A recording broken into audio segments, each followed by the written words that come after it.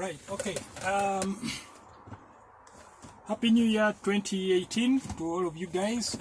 This is, I think, my first video for this year. I haven't been putting out many videos recently. I think I last put out one about 2 months ago or something. Things have been a bit hectic in and out of the garage, but today I'm back. Well, I've been doing troubleshooting work, but I had other work outside the workshop and I didn't have much time to make videos. Anyway, today is the 2nd of January 2018 and I have here a 2013 Mercedes Benz ML. I think it's an ML 350 Bluetec. It's a diesel, so that means it's common rail. It has a diesel particulate filter fitted DPF system. It also has an SCR, something catalytic, whatever. It sprays some chemical into the exhaust fumes to take out the NOx emissions. So it has, ideally, it should have very, very clean emissions. Now, the complaint that the customer is giving with this is low power, and the check engine light. I have the key here. Keys here, and the check engine light has been coming on and off. So I'm going to try to find out what I can about it, about the fault. Low power, DPF.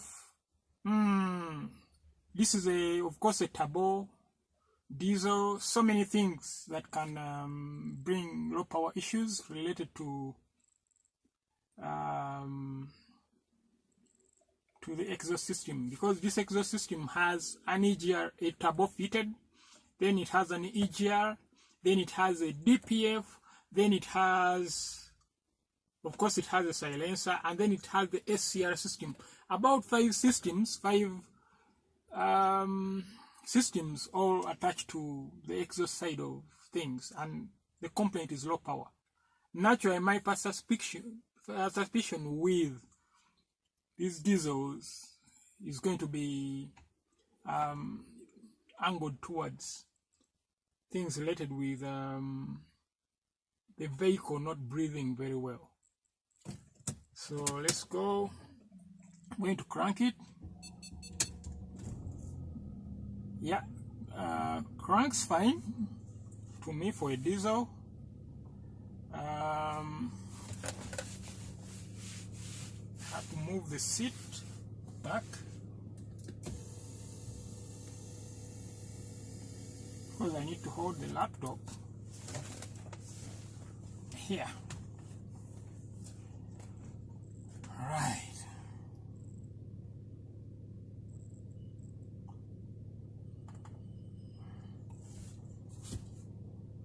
It has automatic daylight running lights, whatever.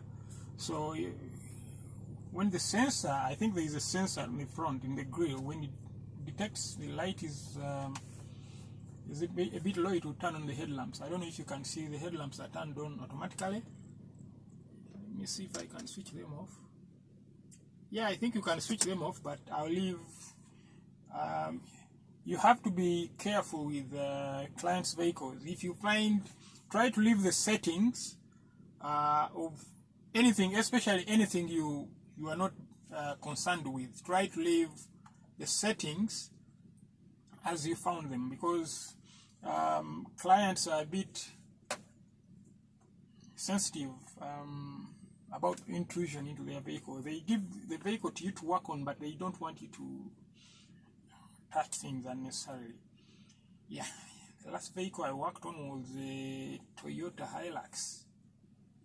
It was actually 2015, but my software only goes up to 2011.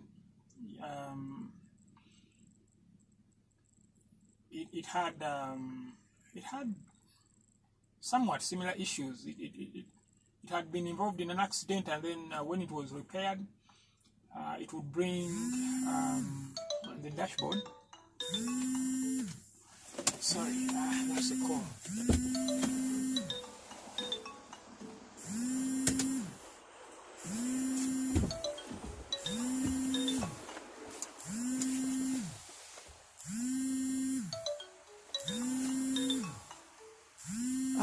I think I have a call, but since the recording has not been cancelled, I'll continue with the recording and return that call later.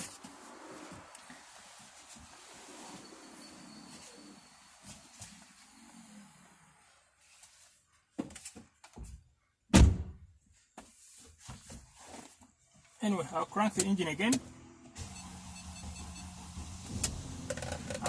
It had a bit of a hard start right there. That wasn't happening earlier. So I'll go to Mercedes. Something could be changing while this engine is warming up. So I'll stop yapping a bit and get on with work. This is an ML W166, I believe. This one is a 2013 model. Diesel, yeah, it's a 3.5. So I'll try to get into that and see how that goes.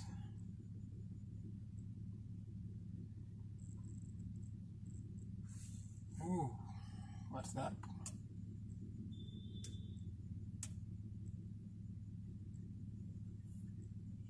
I'll check for codes first.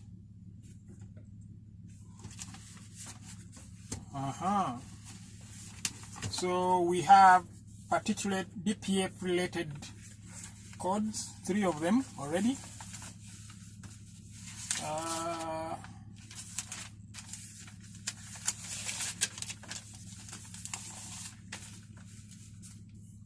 We have 1297 particulate filter 40.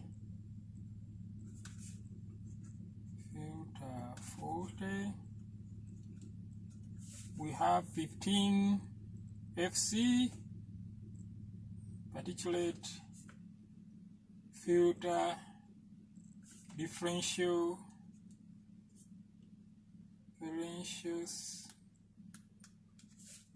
sensor land values are outside permissible range.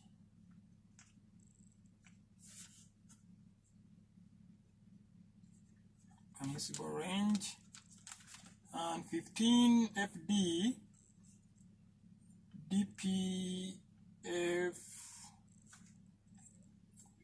differential pressure sensor lower value not reached.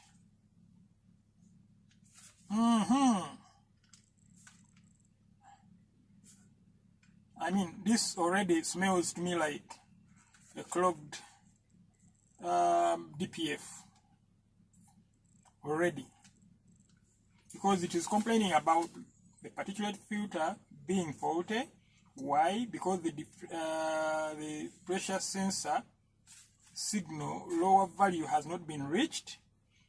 I think it means the value is somewhat elevated when it shouldn't be, and particulate filter differential sensor land values are outside permissible range. So let's go to data.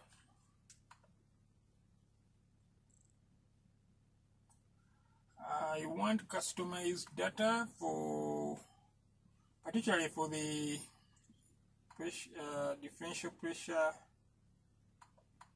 First of all, I'll try to get atmospheric pressure.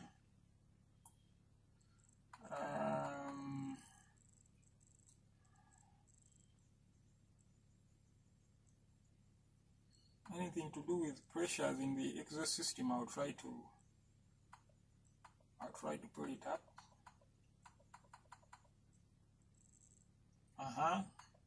DPF differential sensor, right? Engine speed, okay. Exhaust back pressure, interesting.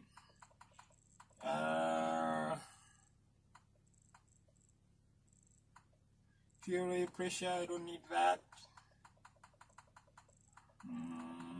What else? Yeah. Air pressure.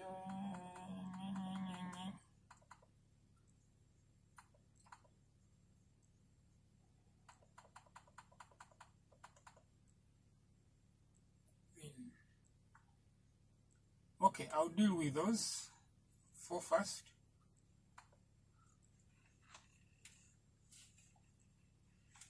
883 HPA. Yeah, that is normal. That is atmospheric pressure. This is a particulate filter differential sensor pressure. 18 HPA. Now, I don't know what the specs are. Whether this is normal or is it high. However, I'm going to watch it for a few minutes and see if it climbs. I see it just jumped from 18 to 19. Maybe it's climbing as the engine warms up. Oh, by the way, I've been told there was the people who worked on this vehicle earlier told me they found an oil leak on the turbo system. Oh, it's climbed up to 20 HPA. See that? This is climbing. This differential pressure, diesel particulate differential pressure sensor, that keeps jumping up. It is actually creeping up slowly as the vehicle warms up. Now that means it went up again. Once again, 21 HPA now.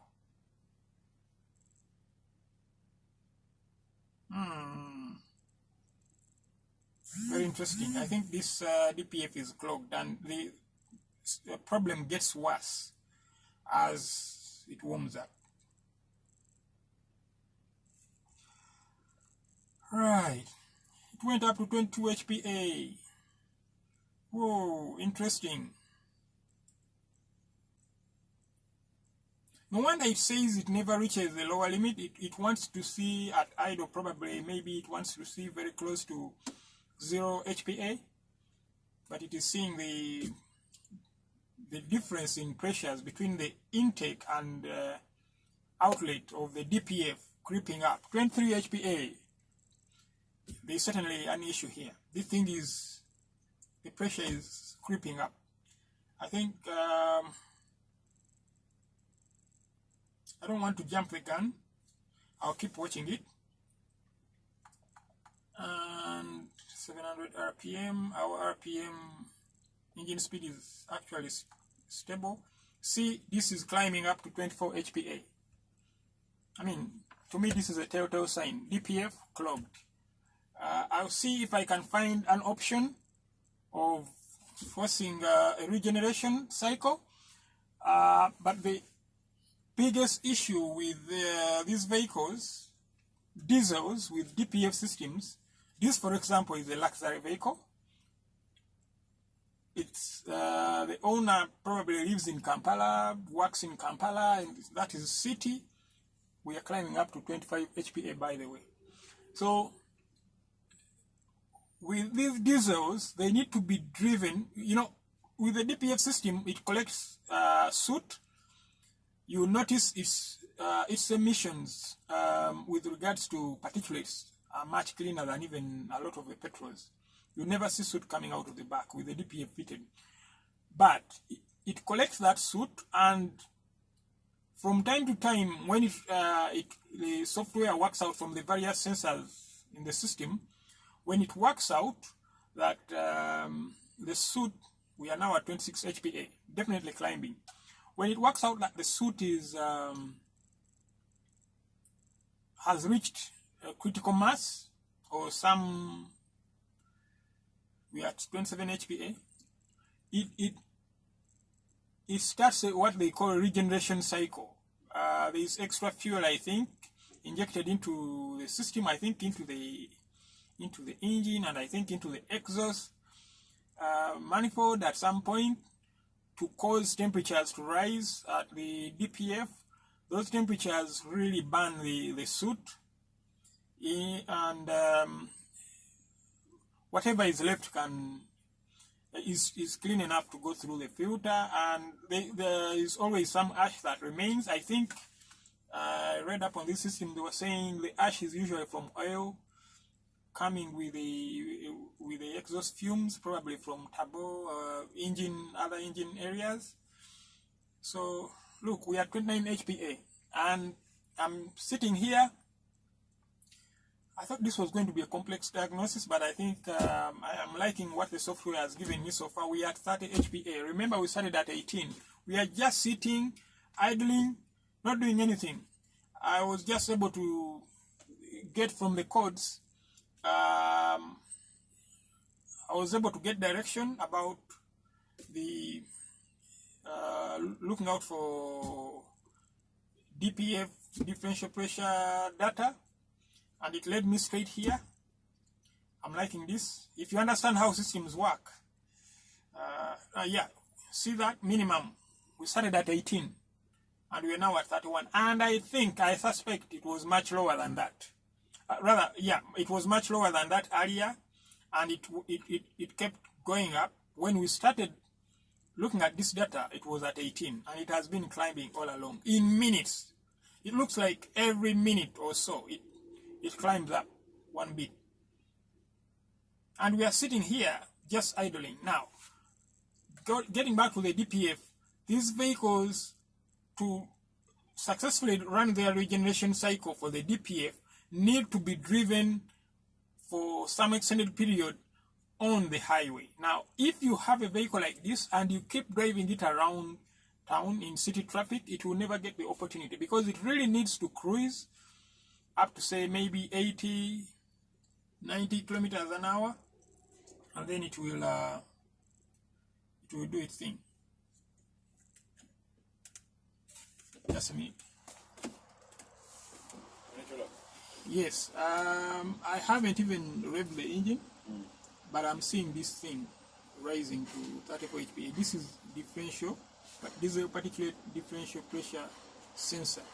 The DPF wali wansi. Now it is working out the difference in pressure between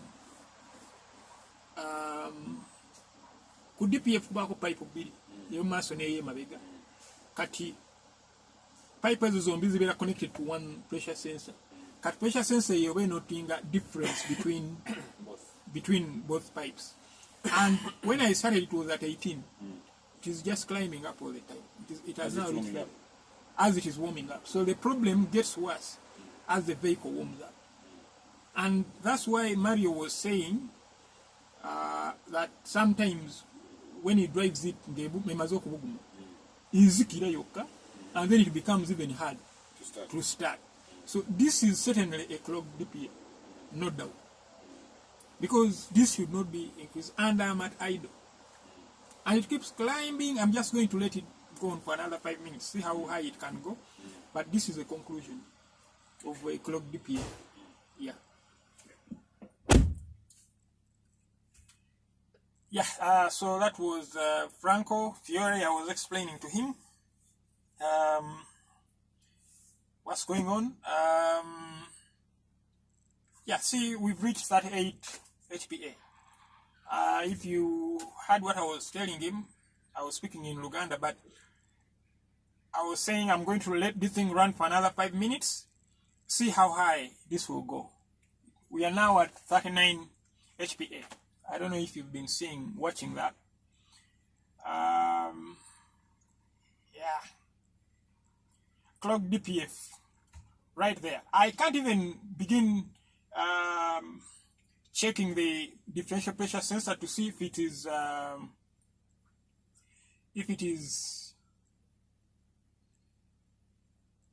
if it has the right if it has the things it needs, because I'm sure it will have 3 wires, it will have a ground 5-volt reference and a signal line.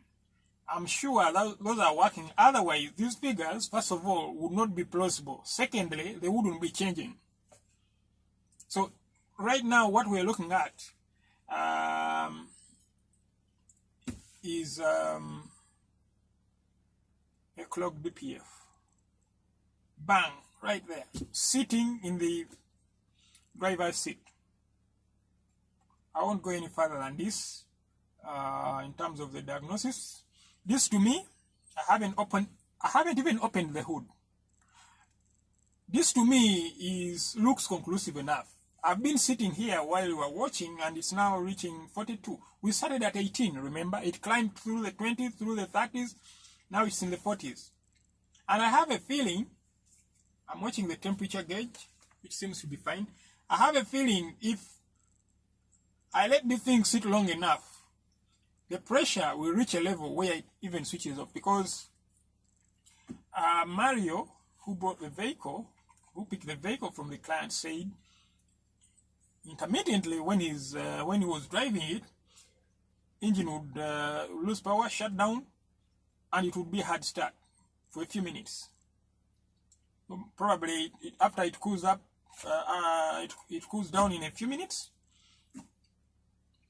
The difference in the difference in pressure across the filter reduces a little bit, and it can run again. Wow. I feel like revving it a bit to see what happens, but I don't want to disturb it. This has been a very cool finding. Yeah, why not? I think I'm going to give it a little bit of the beans. I don't know if I'll upset anything, but it's been driven anyway. I actually drove this vehicle onto the ramp, but I mean, just from the parking lot. But I didn't, of course, rev it up that high. I think I didn't even go above 2000 RPM. Switch 45. The thing is just climbing slowly. Let me see, 46 HPA now. And I don't know if you've noticed, as the temperature has gotten to normal operating temperature, closer to normal operating temperature, the increase in pressure here has been a little bit quicker.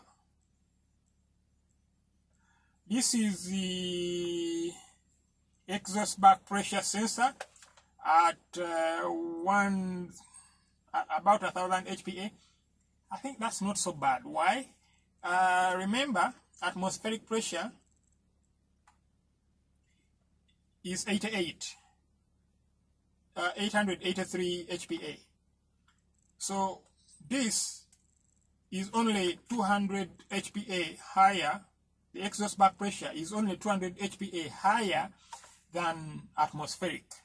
Now, when I think to myself, why am I saying this is not so bad? Because remember, after the, I think this exhaust back pressure is placed immediately after the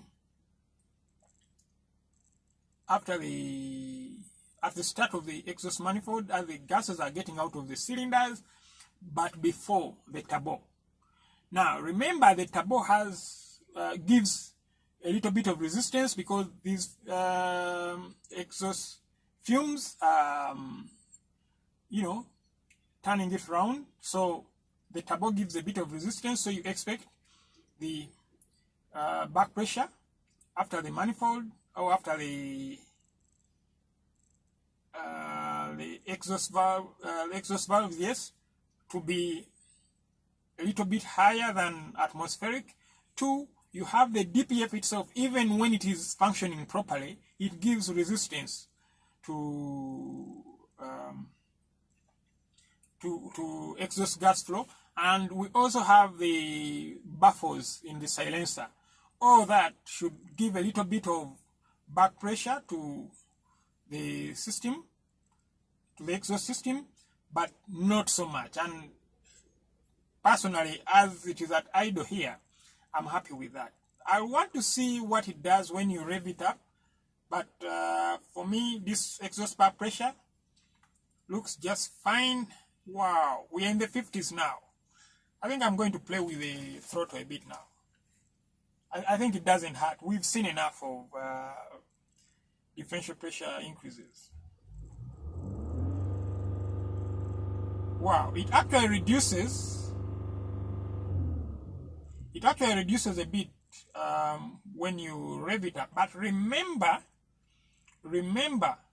this is differential pressure. This is the pressure across the DPF. So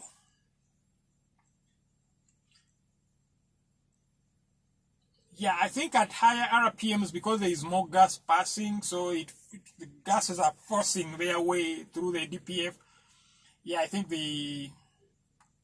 it's clogged, but not so bad yet. But not so bad to kill the engine all the time, but it's getting worse and worse and worse. And remember, if it had an oil leak, a bad oil leak from the turbo, and that oil somehow got onto the DPF, now that could, wow, when it tried to regenerate at those high temperatures, the oil can turn into ash, which cannot pass through the filter, and that can clog it up. Now, I think I'm kind of convinced enough that this is really a case of a clogged DPF. Let's look at the back pressure. Wow, it goes up to 2000 HPA. Not sure whether that is really so bad, but again, you don't want to see back pressure rising like that. It means the vehicle, as the RPMs go up, the vehicle does, you know, its breathing gets worse and worse. See that? Look at the RPMs. As they increase, the back pressure also increases. I think that's not good. A little increase in back pressure, I think, wouldn't hurt, but that approaching the max here, I'm seeing 2000, almost 2300. That's 3000 RPM. Flatlined, and we went up to 2300 HPA.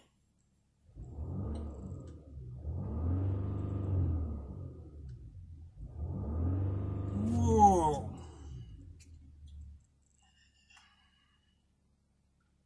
Wow, it reached 58 HPA.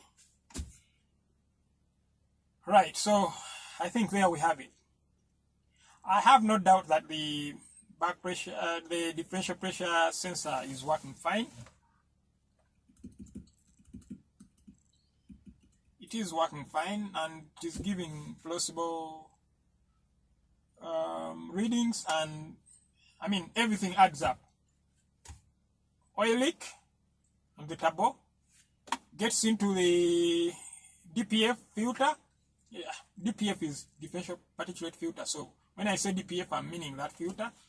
Actually, I'm going to show the exhaust system to you guys when I'm done inside here. Anyway, oil gets there. Vehicle probably tries to regenerate or is driven, whatever. The temperatures get elevated at the DPF enough to burn the oil, but to leave ash there and clog up the DPF. So solution, clean the DPF. I don't want to burn much more fuel than I have already. Temperature, engine temperature has gone up to about 90 now, which is like normal operating, and this back pressure just keeps creeping up. 61 HPA, 62 now. Wow, this thing is just getting worse and worse and worse as the vehicle is sitting right there. I don't know if I'm going to wait for it to... Actually, what I'm going to do is, while I'm waiting for this to creep up some more, I'll take you guys out and have a look at the exhaust We are now at 63 HPA. I'll take you guys out to the bottom of the vehicle, to the underside, so you can have a look at the exhaust system.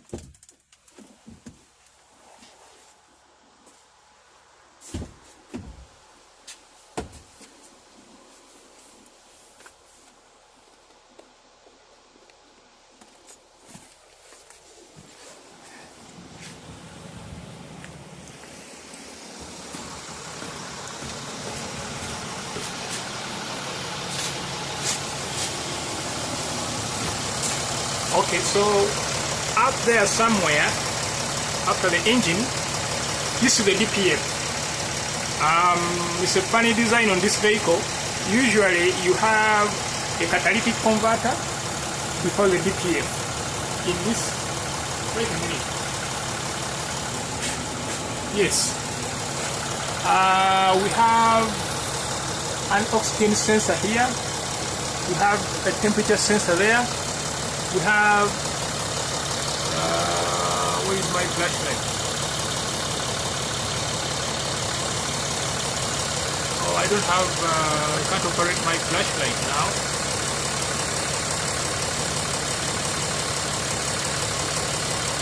Let me try it.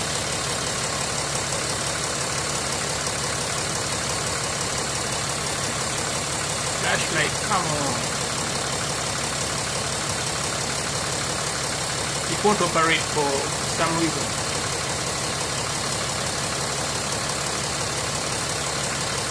Anyway, that's really hot. Not so hot. I mean, I can touch it. This shouldn't be happening. So this thing is really clogged. I shouldn't even be able to touch it even for whatever. You know, I think the flow in there is not very good. And that's a temperature sensor. But if you look up here, this corner, wait, I'm going to try to run this camera again when I have the flashlight operating so that you can see it. Okay, so that's good. Yeah, you see the oil leak that we're talking about? We had an oil leak right from the turbo, and some of the oil got out and spilled. You know, it went trickling down the engine and the gearbox. But if you can see far enough, see this, see where that is connected. That is one temperature sensor for the intake of the DPF. This is another temperature sensor for the outlet. This is oxygen sensor upstream. The downstream oxygen sensor is here. So this is the catalytic converter behind the DPF. Very fun arrangement. And you see that thing? That is where the SCR fluid is injected into the exhaust system. So back to the DPF. If you came to this side, you see that pipe up there? That's for that pipe is leading. This is the pipe. See that pipe? It is leading up there, and there is another pipe from the front of the DPF. I'm not so sure you can see it from here, but no, it's actually up here. See that pipe? This one. Yeah. This pipe and this pipe, this one and this one from here, both lead to the differential pressure sensor. So they tell the engine computer the difference in pressures between both ends of the catalytic converter, and that's what we were looking at. That's the data we were looking at. And as you can see, that only means one thing. If the pressure in here, the difference in pressure is going up, it just means only one thing. As the engine warms up, as the exhaust system warms up, we have an increment in differential pressure. In other words, the thing is clogged. It's getting clogged worse and worse. Yeah, that's it. Otherwise, the vehicle is in very nice shape. and you can hear the sound of the engine, very nice.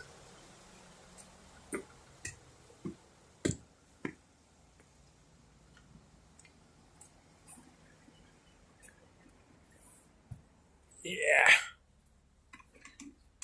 Whoa, 73 HPA is where we at. Guys, I think I'll not waste a bit of more of your time. So I think this is conclusive enough. Bad DPF. Sitting right here in the driver's seat. I don't know what to call that. Driver's seat diagnostics, armchair diagnostics, whatever. And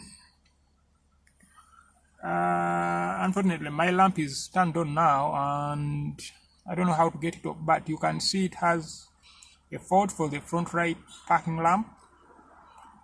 Yeah, I'm not bothered with that at the moment. I think, guys, we've seen enough to say DPF, not good.